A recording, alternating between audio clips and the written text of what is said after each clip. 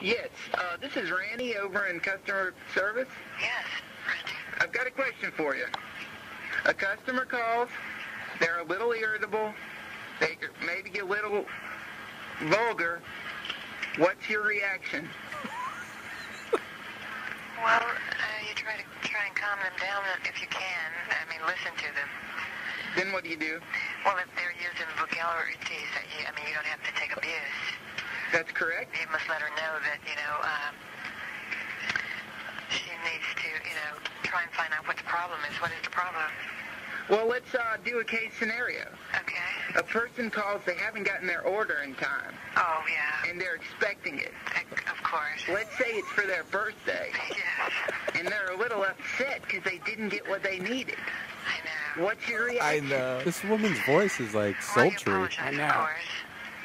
And hopefully it's going postal so you can say that it's coming postal so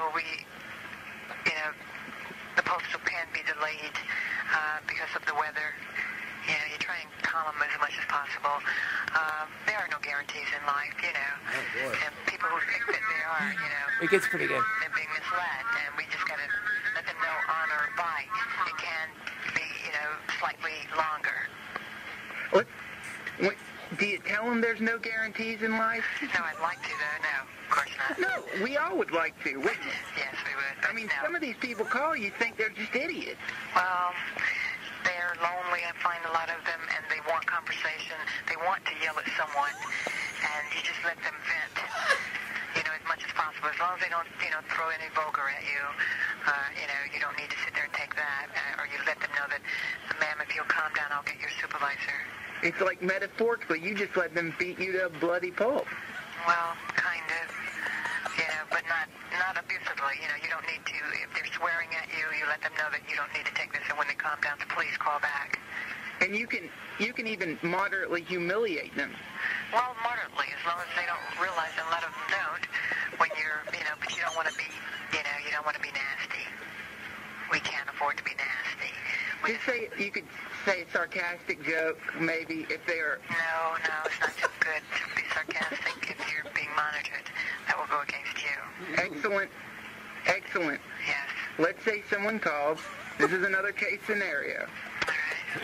A person Case calls. scenario. They're speaking with you on the phone, and they're upset because they're worried that there's a burglar outside. What do you do? This is a hard one.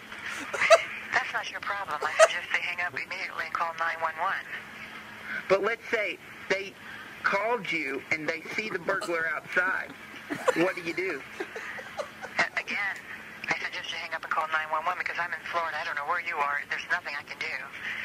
You can't do anything, so the quicker you are... I'm in mortal danger right now. What do you do? You call 911, honey. That's the best we can do with that one. We can't, we're not God. We can't, apprehend the burglar and send them off to jail. But we're all God in a certain way, wouldn't you say? We all a spark of God, not God himself, no. I wouldn't say that. We didn't start the fire. Of course we didn't start the fire, but our ancestors were a part of it, so let's do what we can to try to diffuse the situation, shall we? What's your religious background? I don't have that on the file. Well, of course you wouldn't. There is none. I'm not religious at all. I believe in God. I believe Jesus Christ is the Son of God. I think that's all you need. Sounds like you're religious. That's beautiful. Okay, let's get back to business. Someone called. Something's happened inside of them to make them sad. Why are they sad? Number one, we're not psychiatrists. So we would never try to diagnose anyone or anything that came through the line, So you just let them know that you suggest they call their helpline because there is one in every state. In a way, we're all psychiatrists. Well, you don't want to play armchair psychology. Here at work, we don't have time. Time is money here. And that's what that's our aim, and that's what we're after. We're here to take orders and to place orders and to clarify orders that have gone by the wayside. In a way, taking advantage of the weak to make the corporate America grow stronger. Well, that's survival of the fittest. I'm sorry? Survival of the fittest. That's right. It's survival of the fittest. Right. We must crush them financially. We manipulate them on the television, then they call and we crush them financially. Well, now they have an option. Caveat emptor. And They- buyer beware, they don't have to order. She's got a lot of cliches. Oh, hold on. Well, that's right. They do have an option. You know what the option is? What? Suffer or suffer. And why should we suffer? Do you know what I mean? No, I don't. Let me give you another example. There's a good man by the name of Adolf Hitler who once said, "Schrak nicht schnackern," which means the lower are not the higher. Do you understand what that means? The lower are not the higher. Yes. I think it's pretty simplistic. It is very, but you know where the essence of wisdom is? Please tell me. Simplicity. I agree with that. Exactly.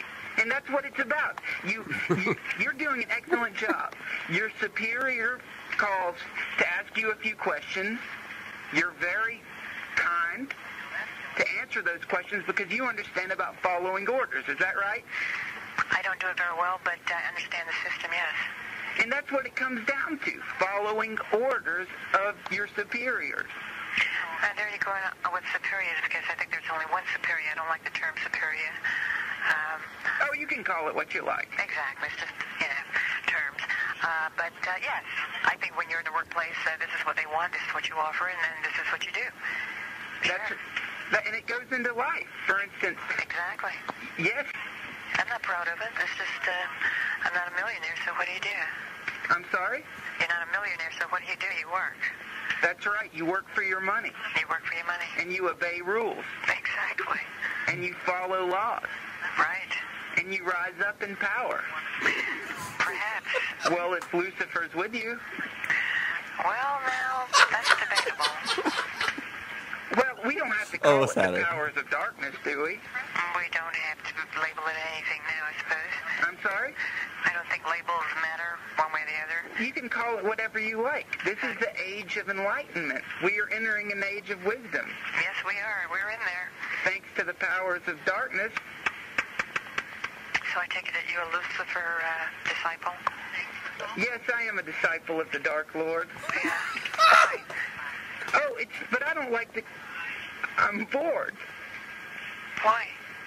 Well, the important thing here is not really to get into religious matters, but to understand about our position in society. Okay. So you don't want to answer why? Or you can't answer why? Well, we're a grinding machine of oppression here, Grind a machine of oppression. and you work for us. Lucifer? I'm sorry? I work for Lucifer? No, you work for home shopping. Yes. It's like one gigantic crack rock, and all of society are taking hits off of it. She's laughing finally. That's one way of looking at it. And you're a gear in the machine. I am. I feel it too. So what are you doing after work? I'm having a good time. I have a good neighborhood. I have some party groups. What do you do? Anything I want to, I'm of age. What do you mean? Exactly that. You're a consenting adult. Exactly. Anyway, I was just thinking after work we might go for a ride, smoke some crack. Well, thank you for the invite, but I don't indulge. Snake bite? I've got everything I need. Well, I understand. I just wanted to see. Okay. Thank you very much. You're very welcome. Hey, one more question. Surely. What do you think about after work driving around just seeing the sights? I can't tonight because I have other plans. Gonna party? Yes. I'm sorry? Party down with the Dark Lord? I have a problem with the Dark Lord. We don't have to call it that. Let's just call it Pan for the sake of New Ageness. No, no. I respect the power that it has. It's very powerful and very present. It's just that some are going to see things one way and some are going to see things the other way. So. Well, you just got to obey the flame I suppose. inside of you. Yeah. I suppose. I mean, some people go and string up kites. Some people string up people. Yeah. That's a big 10-4. Stupid. You don't have to keep it. It goes on a little It too goes long. on forever. Sorry. That's great. That's all right. Well, listen. No, leave it. May the force be with you.